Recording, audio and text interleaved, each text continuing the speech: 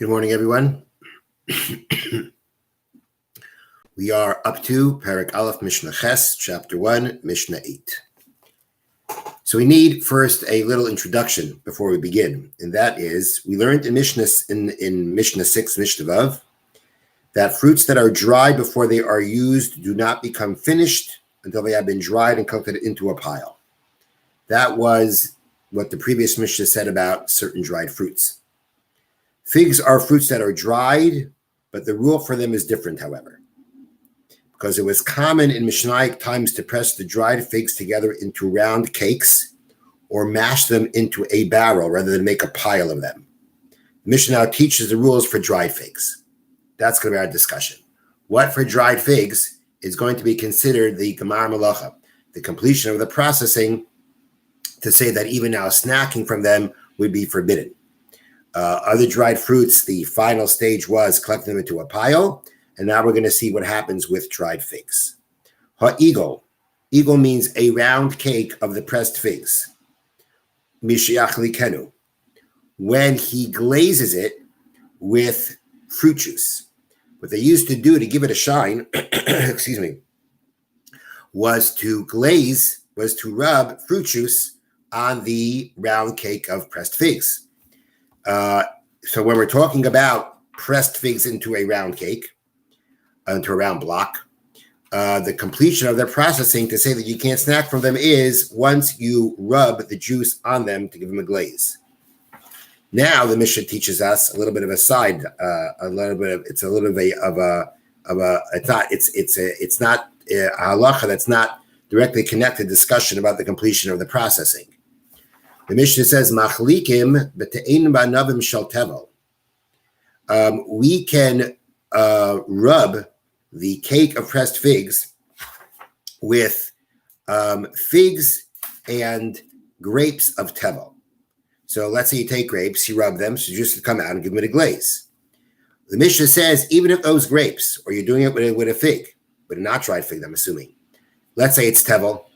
It's already come to a point where it itself has been processed. It itself is now tevel. You have to separate shumas and mais from it in order to eat from it.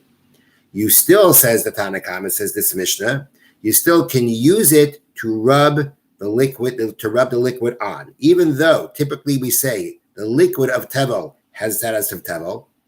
And if we would apply that here, we would say that if you now glazed the cake of figs with the tevel fig juice or the tevel grape juice, that now you've got tevel juice here all over the cake of figs. You shouldn't be able to eat it. It just says no, that's not a problem. When you use the tevel juice, the juice that's tevel, to glaze, that juice does not have the status of tevel, and that's because it's never meant to stand on its own. You're glazing it; it's going to be absorbed, and when it doesn't get absorbed, it's just going to fall to the ground and be lost.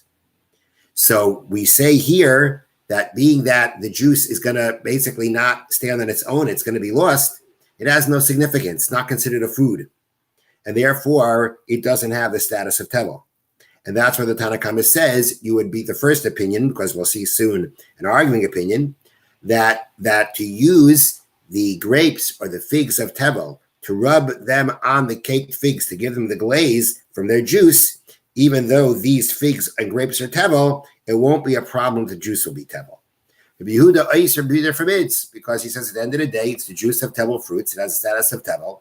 And therefore, if you now are going to rub the tevel on them, number one, you'll be, your number one, it's going to be forbidden to eat that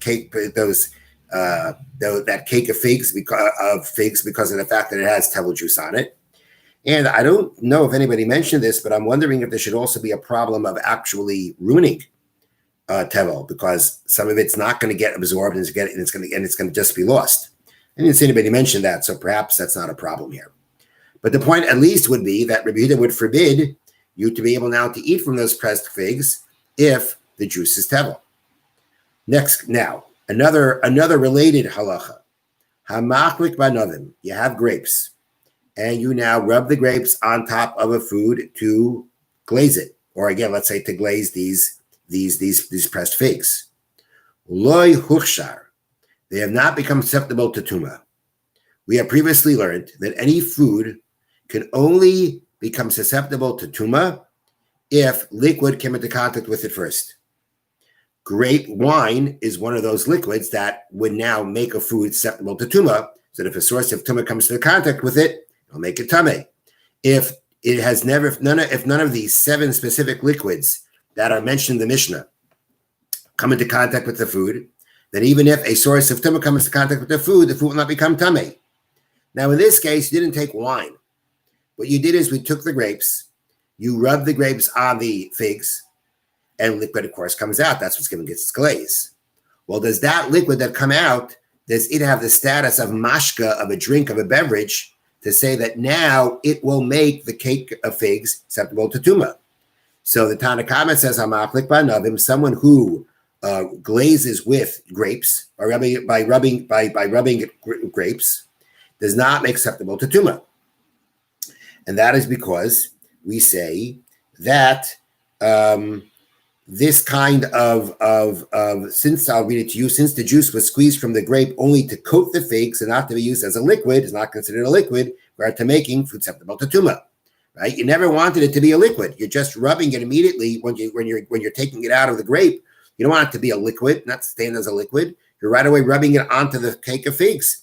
So the Tanna Kama says, the first reading of the Mishnah says that's not called a mashka, a liquid, a drink, a beverage, to make something acceptable to tuma. While the Mishnah but again we have Rabbi Yehuda arguing. Rabbi Yehuda says huchshar, that it does make acceptable. So that's the machlokes. These are two machlokes, the Tanna Kama, Rabbi Yehuda, related to this discussion about rubbing these fruits on the caked figs. Now, hagroigres. Let's say we're talking about dried figs that are not made into cakes. So when do they become? What's their completion of their process to become obligated trumas and ma'asos to the point that you can't snap from them? The answer is mishayodesh. Mishayodesh means when you squash them into a barrel. What they used to do is, I'll read again here, people would use sticks to squash the figs into a barrel until they were packed together tightly. That's what you did with them. You take the fig and take a stick and squash it to make it more, to pack it in. So we say that if we're talking about not a cake of figs with a pressed together, that's separate. Mishayodesh, when you squash them. Umagura. Magura means, let's say you're not planning on squashing them. Basically, you're just planning on storing them in a pile. Then we say mishiyago. When you smooth out the pile, that is when the pile will be completed. Right. Okay.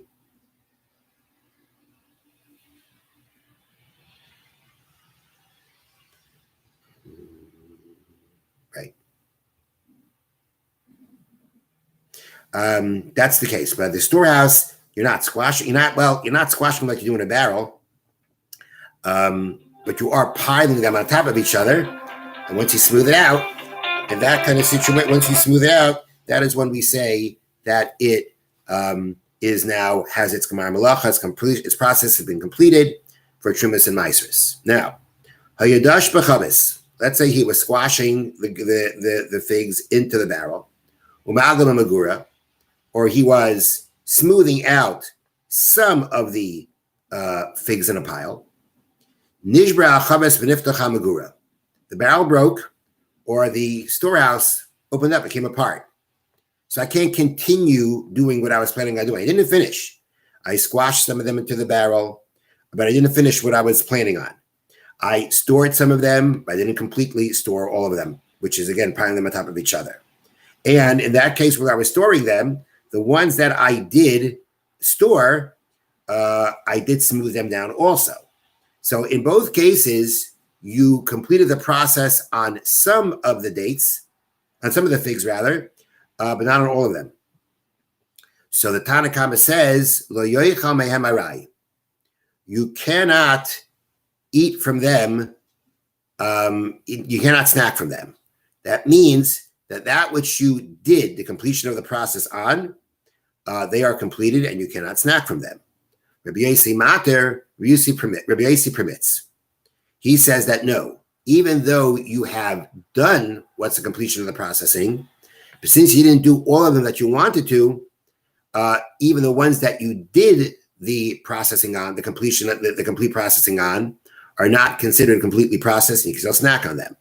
What's the issue here? So the Tanur explains, the issue is like this, that when you go ahead and you stack them, let's say whether you're stacking them in the storehouse, whether you're squashing them into the barrels, the weight of the